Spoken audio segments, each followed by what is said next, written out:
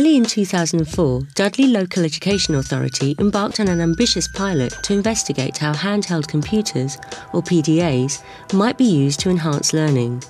The pilot came about as a result of a 5-year review of the authority's Grid for Learning project, during which 200 pupils were asked to feed back on their experiences of using ICT at school. They don't want to take turns. They don't want a timetable. They actually want to make the decision when to use technology and what for. They expected and were demanding 100% flexibility of access 100% of the time. And we thought the only way that could be provided was by looking at handheld technologies.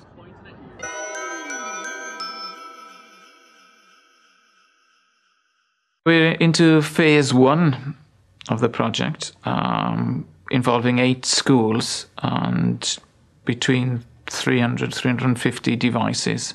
The devices we're using have been funded jointly by the local authority and by Palm, perhaps a 60-40 split. The ambition is to extend the pilot into all schools in Dudley and to involve other PDA manufacturers. In this programme, we focus on 2 of the schools that are taking part in the first phase. Red Hill School, a mixed comprehensive in Stourbridge, and Mount Pleasant Primary School in Quarrybank. The project began when the children were halfway through Year 5. All the children in the year group, that's 52, were given a Palm as their own personal property. They worked and developed their expertise around this at home and at school. They've now moved into Year 6 and the project has continued and the Palms have moved forward with them. What we have done is we've established a single cohort of youngsters, around 70 in number, who spend the majority of their time together in the core subjects. Right, if you could get your palms out, please. Right, and switched on, yes? And the groups that we've got are all together for English, maths, science and languages. Bonjour la classe. Bonjour, Monsieur Westwood. Ça va? It's difficult to evaluate a project so early in at this stage, with only about 6 months down the road, although we're already very aware of both a number of advantages and some significant problems as well.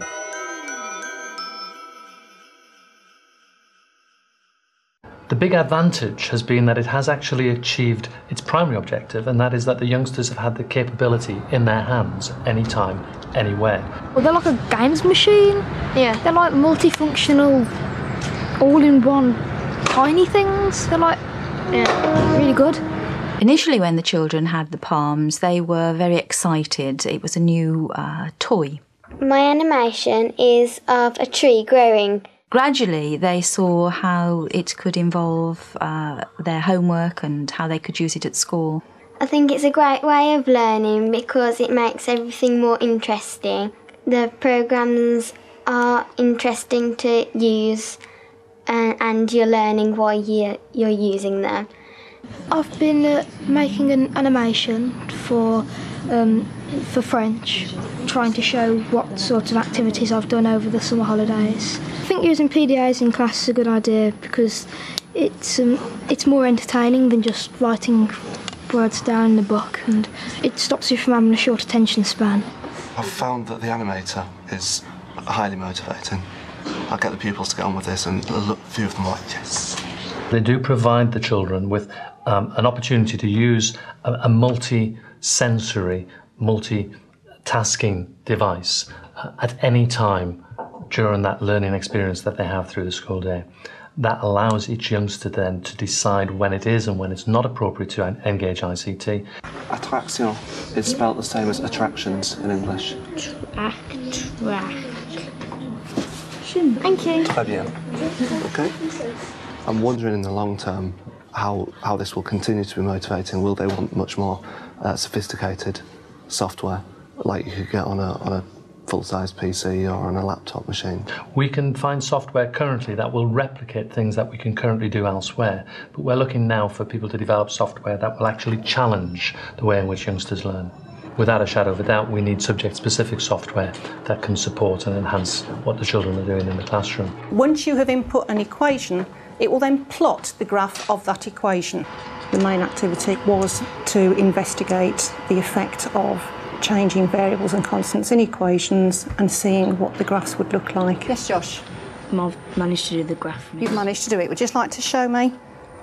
Right, thank you. When you input the equation, I think you'll find that you need brackets around the power of x minus 1. Right, Josh, so if you would like to put brackets around the power and see what difference it makes to the graph that you produce. If I had done that in a normal classroom situation, it would have taken me an awful lot longer and the students a lot longer to actually arrive at the same point as we were in the lesson today. What you do is you enter the equation into here, and so that changes the direction of the line, so it's steep. But if I enter y equals 10x, then it gets even steeper. Have you done them? Oh, then bring them up then. It's been a steep learning curve for me. I think the students probably pick up the technology a lot quicker than we do, and I have learnt a lot from the students. And not that there's anything wrong with that. I think that's a good way to learn. They don't seem to be frightened of anything. They will have a go. If they fail, it doesn't matter. They will have another go. So they're perhaps further ahead than I am on that respect.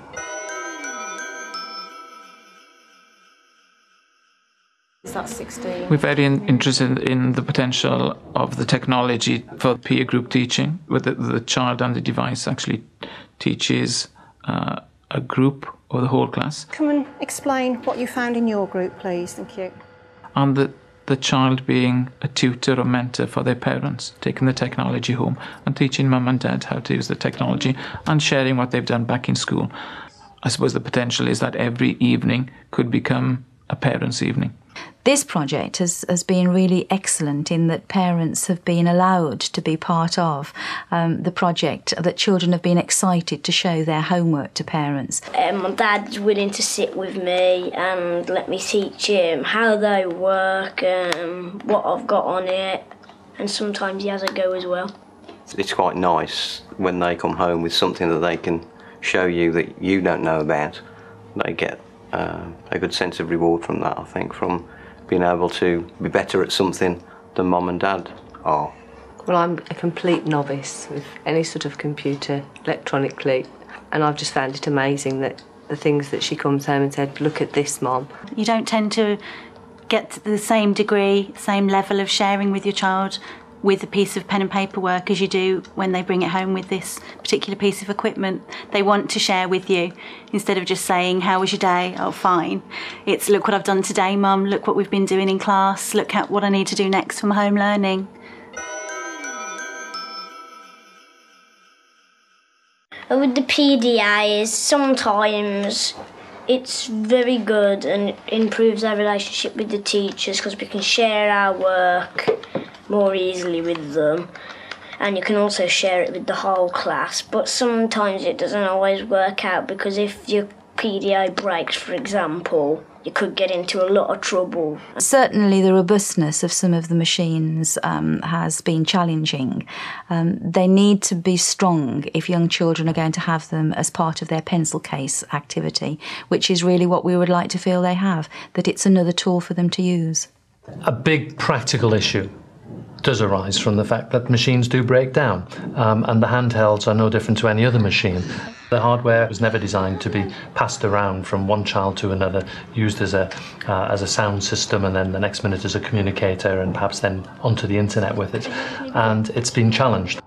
They can be a bit temperamental with, if you load some new software on, for example, it'll say this won't load on properly and you've got to reset your palm. Sometimes they reset themselves when you're doing something, which is a bit annoying because sometimes it doesn't save it. I did actually lose my charger the other day, so I had to use my friend's. Sometimes it totally wipes out most of your programs. If anything goes wrong with them, they've got a reset button at the back. So which will if it freezes, for example, all you need to do is get your stylus out and tap that button. It'll just start from the beginning as if you were rebooting a computer. So long as it's controlled and so long as it's not the only method of teaching, then to do it in a lesson like this is good.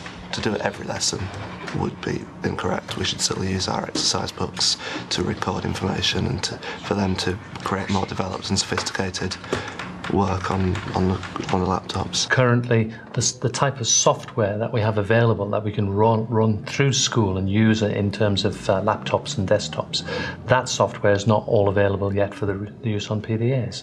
The animation that I showed today was much more basic than an animation that the learner can create using much more developed software. So until these can have software that is as developed, that is as sophisticated, then it would be wrong to just use these. We've still got a lot of work to do in terms of customizing and develop the actual solution. We are talking to a number of content and application developers to extend its functionality.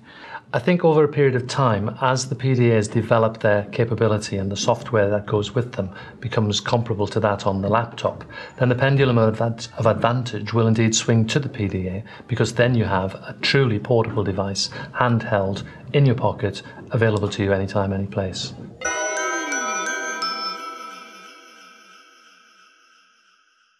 The ambition and the vision is eventually for us to provide a handheld device for every teacher and every learner from Key Stage 2 upwards. So we're looking at 40,000 plus devices. I think as a school that's been part of the pilot project, it's been very interesting to see how we might develop this concept throughout the school. Certainly in Key Stage 2, it would be very advantageous for children, every child, to have their own PDA. I think that it's good if everyone has PDAs, because then you can send everyone stuff, like you can get everyone involved in working with the computers. If all the schools had PDAs, then it would be much better, because instead of kids going to school and saying, oh, it's going to be really boring today, it could be fun. To make the scheme affordable to every family across the authority, we need to set up an e-learning foundation. So we have advice and expertise from the foundation. I won't be looking at a parental contribution in the region of the cost of a packet of crisps a week to the cost of a pint of beer a week, to put it into perspective. Hopefully that would make a contribution towards lessening the digital divide and social divide issues, and perhaps seeing the device as the Trojan horse that actually takes learning into families and communities where there's been little or no tradition of learning. There's a clear opportunity with the handheld devices to be able to move into new ways of enhancing learning in the classroom, and to allow the learner to take far more control of their own learning than they currently may do. In terms of the government's personalised learning agenda, we think these kind of technologies have the potential to turn their agenda into reality, that a properly customised resource could actually identify the learner, know what the learner's good at, knows what they're not good at, and actually deliver an appropriate programme, appropriate to their needs and abilities and interests, and actually help to raise standards. We see the project as a natural part of the evolution of how teachers and learners record what they're doing, from Roman wax tablet to a Victorian slate to the piles of exercise books and textbooks people have. I only see it as a 21st century pencil case, and in 5 to 10 years' time they'll be commonplace and there won't be a fuss about them.